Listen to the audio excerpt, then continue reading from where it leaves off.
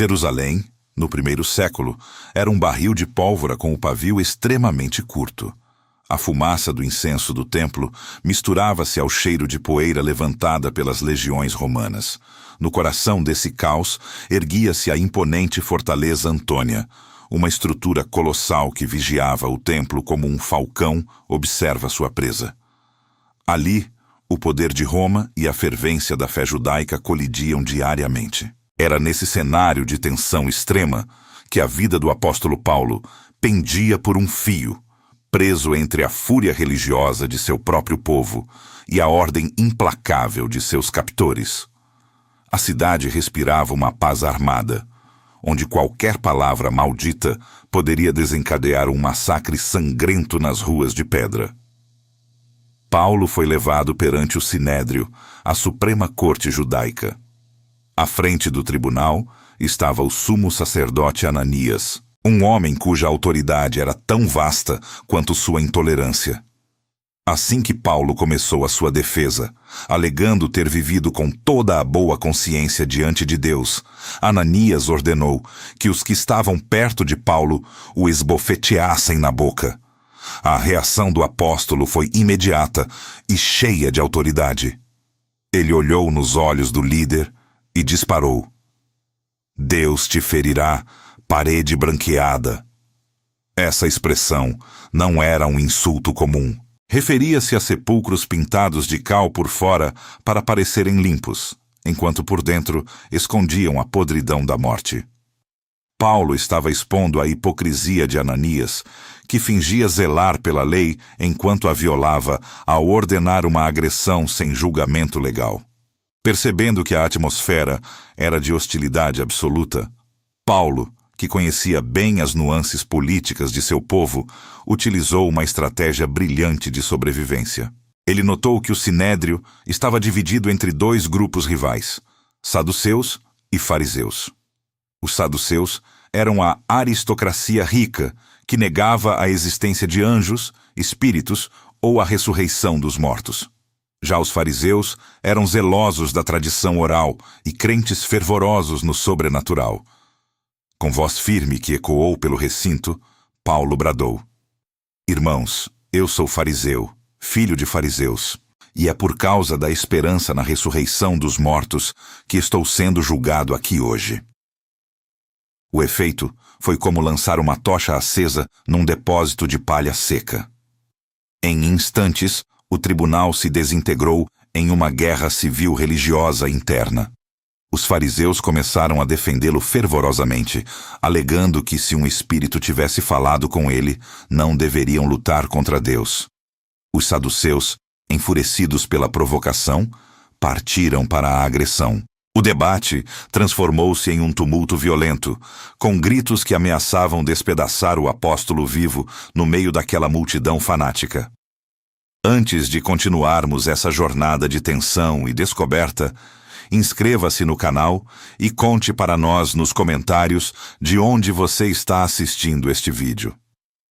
O comandante romano Cláudio Lísias, observando a cena caótica do alto das muralhas, ficou horrorizado. Ele não entendia as sutilezas da teologia judaica, mas compreendia perfeitamente a violência de uma turba enfurecida. Temendo que Paulo fosse morto diante de seus olhos, Lísias ordenou que a guarda descesse, retirasse Paulo do meio deles à força e o levasse de volta para a segurança da fortaleza Antônia.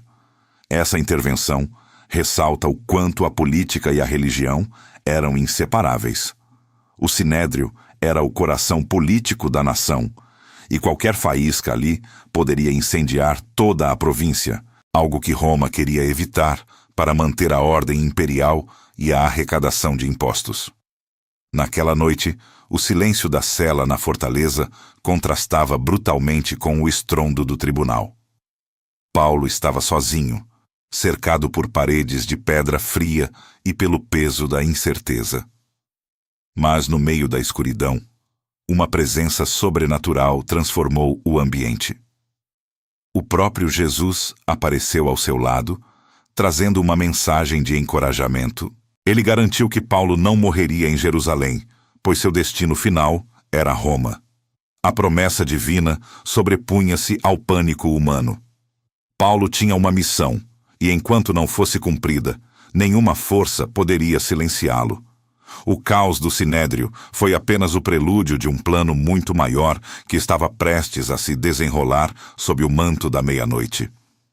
Enquanto o silêncio da noite envolvia as torres da fortaleza Antônia, oferecendo a Paulo um breve refúgio após o turbilhão emocional e físico enfrentado no Sinédrio, as sombras de Jerusalém pulsavam com uma energia maligna.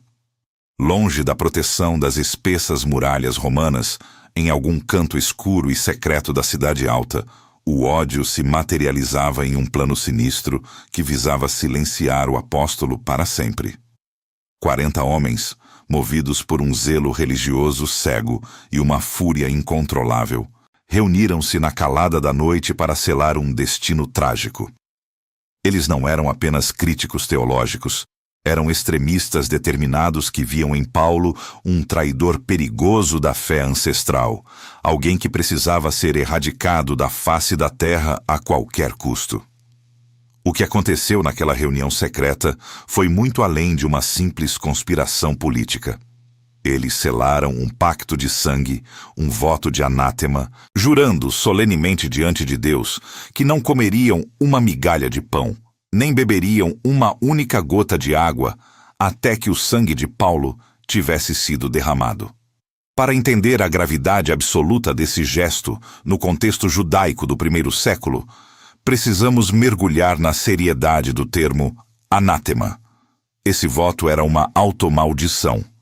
Ao proferirem essas palavras, os 40 conspiradores colocavam suas próprias vidas em jogo perante o Criador. Se falhassem em sua missão de assassinato, eles se considerariam amaldiçoados, condenados espiritualmente por sua própria negligência. O compromisso era, portanto, absoluto, radical e quase suicida.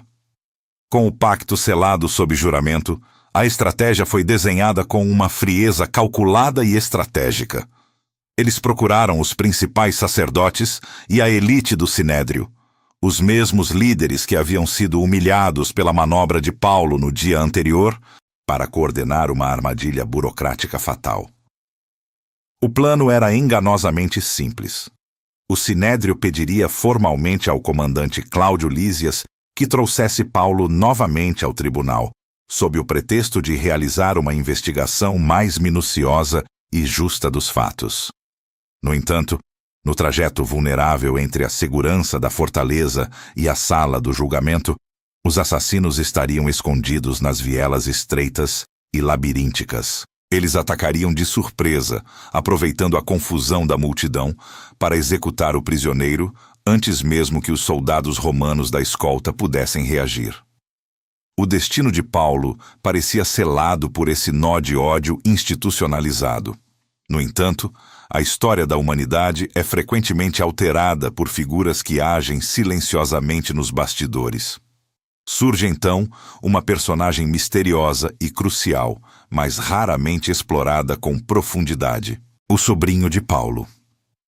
Quase nada sabemos sobre sua vida, exceto que ele estava em Jerusalém naquele momento crítico e possuía uma rede de contatos que lhe permitia transitar por círculos onde os romanos eram ignorados. De alguma forma, seja nos pátios fervilhantes do templo ou em conversas sussurradas em esquinas escuras, o jovem conseguiu ouvir os detalhes específicos do plano de emboscada. Ele percebeu imediatamente que o tempo estava se esgotando e que a vida de seu tio pendia por um fio de seda sob a lâmina de 40 homens famintos por sangue. Movido por uma coragem extraordinária e um senso de lealdade inabalável, o jovem dirigiu-se sem demora à fortaleza Antônia.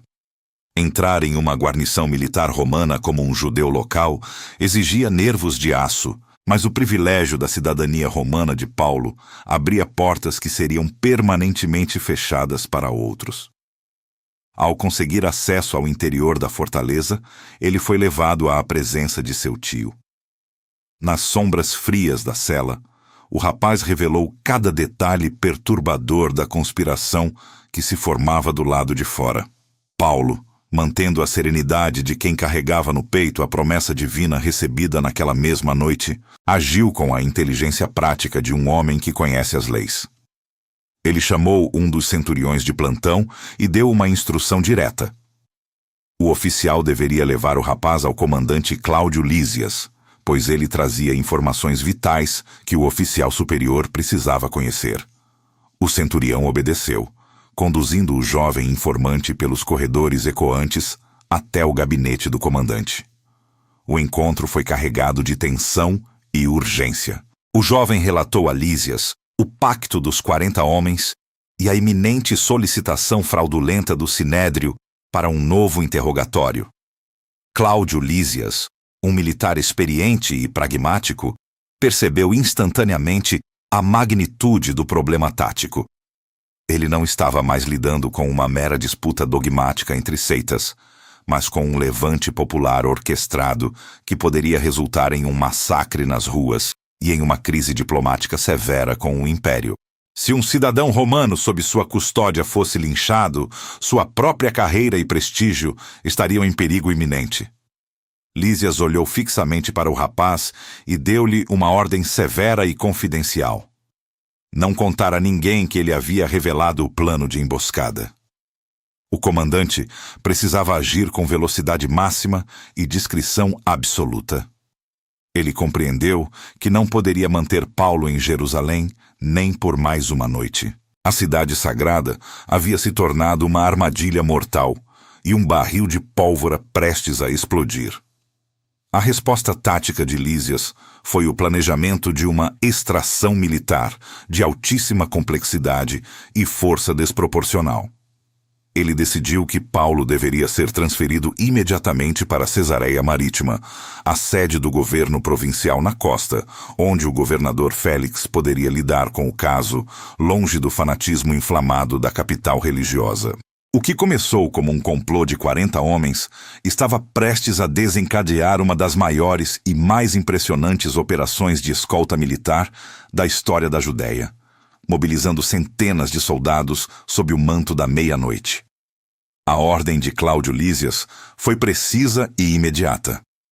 Às 9 horas da noite, enquanto a maioria dos habitantes de Jerusalém se recolhia em suas casas, ignorando o drama que fervilhava nos bastidores do poder, o pátio interno da Fortaleza Antônia transformou-se em um formigueiro de atividade marcial controlada. O som metálico das armaduras sendo ajustadas e o bater rítmico dos cascos dos cavalos contra o solo de pedra ecoavam de forma abafada, criando uma sinfonia de urgência. O comandante não estava correndo riscos desnecessários. Ele sabia perfeitamente que o fanatismo que movia os 40 conspiradores era uma força volátil e imprevisível, capaz de incendiar toda a província se não fosse contida com uma demonstração de força esmagadora e absoluta. O tamanho da escolta organizada por Lísias era, sob qualquer perspectiva militar comum, absolutamente desproporcional para um único prisioneiro. Ele mobilizou 200 soldados de infantaria, 70 cavaleiros e 200 lanceiros, totalizando 470 homens armados até os dentes. Por que tal contingente massivo para proteger apenas Paulo? A resposta reside no profundo medo romano de uma revolta em massa durante um período de festividades e tensões religiosas. Lísias compreendia que a emboscada planejada não era apenas um crime isolado, mas o sintoma perigoso de uma insurreição latente que poderia escalar rapidamente. Ao enviar quase metade de uma coorte inteira, ele não estava apenas protegendo um cidadão romano. Ele estava enviando uma mensagem clara ao Sinédrio e aos extremistas. A autoridade de Roma não seria desafiada por assassinatos furtivos em vielas escuras. Sob o manto espesso da escuridão, o portão da fortaleza se abriu silenciosamente. A coluna militar partiu com determinação, serpenteando pelas ruas desertas de Jerusalém como uma imponente serpente de ferro e bronze. Paulo, montado em um animal providenciado pela escolta para agilizar o deslocamento, viajava no centro desse quadrado defensivo humano.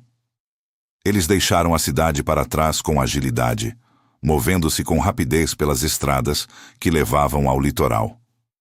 A estratégia era clara e eficiente: avançar o máximo possível durante as horas da noite para atravessar os pontos mais vulneráveis da região montanhosa da Judéia, onde os conspiradores poderiam estar à espreita em terrenos favoráveis a um ataque. Cada sombra nas rochas, cada movimento suspeito no matagal era vigiado pelos olhos atentos dos lanceiros, mas o poderio daquela força era tão intimidador que nenhum grupo de 40 homens ousaria um ataque frontal suicida.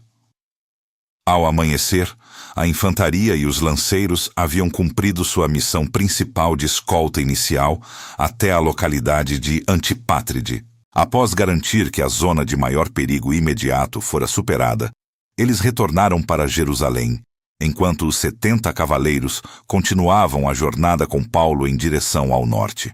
A paisagem mudava drasticamente, trocando as colinas áridas próximas à Cidade Santa pelas brisas salinas revigorantes do mar Mediterrâneo. O destino final era Cesareia Marítima, a joia administrativa de Roma, na província da Judéia. Ao cruzarem os portões da cidade, o cenário era de total contraste com a tensão religiosa asfixiante de Jerusalém. Cesareia era uma metrópole cosmopolita e moderna, pavimentada com mármore e dominada por teatros magníficos, aquedutos e o imponente Palácio de Herodes, que agora servia como sede do governo provincial romano.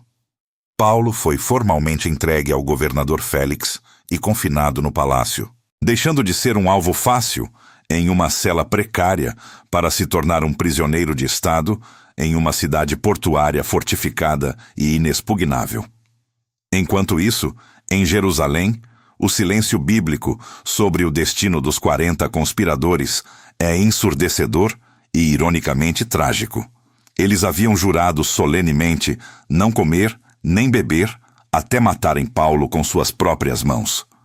Como o apóstolo estava agora a dezenas de quilômetros de distância, protegido por muralhas de pedra e legiões de elite, o voto de anátema tornou-se uma armadilha fatal para os próprios extremistas. Se eles mantiveram o juramento com rigor fanático, certamente morreram de inanição nos dias seguintes. Se o quebraram para sobreviver, viveram o resto de seus dias sob a vergonha excruciante da desonra espiritual absoluta e do perjúrio. O ódio cego que nutriram contra o apóstolo serviu apenas para acelerar o cumprimento exato do propósito divino que eles tentavam desesperadamente destruir. Essa narrativa milenar ressoa com uma força impressionante na vida contemporânea de cada espectador que hoje nos assiste. Muitas vezes, sentimos que estamos cercados por nossos próprios 40 conspiradores. Problemas financeiros que parecem não ter fim, crises severas de saúde, traições inesperadas ou pressões profissionais que juram nossa derrota definitiva. No entanto, a história de Paulo nos ensina uma lição imortal. Para cada conspiração invisível que trama contra o seu futuro, existem centenas de soldados de livramento sendo mobilizados silenciosamente nos bastidores da providência. O que vemos como um isolamento forçado ou um caminho de fuga apressada à meia-noite é, na verdade, a mão invisível da soberania conduzindo-nos para um lugar de maior segurança e nova influência. A conclusão deste episódio épico não é apenas sobre a sobrevivência física de um homem comum, mas sobre a invencibilidade absoluta de um propósito soberano. Se Paulo tinha o destino selado de chegar a Roma para testemunhar perante o próprio imperador, nenhuma conspiração organizada na Judéia, nenhum sumo sacerdote furioso e nenhum deserto escuro poderia pará-lo. A jornada de Jerusalém a Cesareia foi apenas um capítulo necessário em um mapa muito maior desenhado antes mesmo de seu nascimento. Diante dos desafios que hoje parecem becos sem saída em sua própria trajetória, faça a si mesmo uma reflexão profunda. O que hoje parece uma crise insolúvel não seria, na verdade, apenas uma rota estratégica para o seu próximo grande destino. onde o homem comum vê um fim trágico, a soberania eterna vê apenas uma curva necessária na estrada rumo ao cumprimento final de uma promessa gloriosa.